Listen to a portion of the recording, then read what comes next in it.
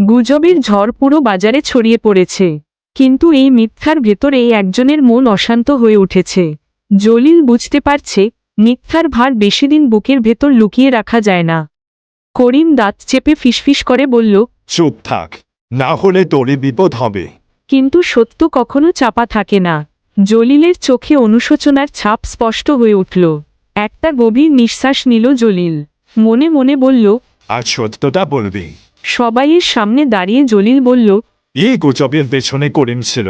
মুহূর্তেই পুরো বাজার নিস্তব্ধ হয়ে গেল। সবাই অবাক হয়ে তাকিয়ে রইল করিমের দিকে। মানুষের চোখে রাগ আর হতাশা।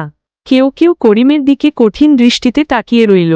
তখন রাফসান শান্তভাবে হাত তুলে বলল, ভুল মানুষ করতেই পারে, কিন্তু সংশোধনটাই আসল।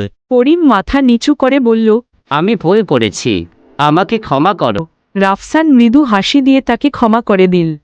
মানুষ বুঝল ক্ষমাই আসলে সবচেয়ে বড় শক্তি।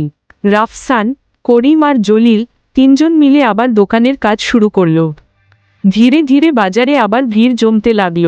মানুষের বিশ্বাস ফিরে এলো। মিথ্যা যতই ছড়াক, শেষ পর্যন্ত সত্য আর ক্ষমাই জয়ী হয়। এমন গল্প নিয়মিত দেখতে সাবস্ক্রাইব করে বেল আইকন ক্লিক করুন এবং ভালো লাগলে লাইক করতে ভুলবেন না।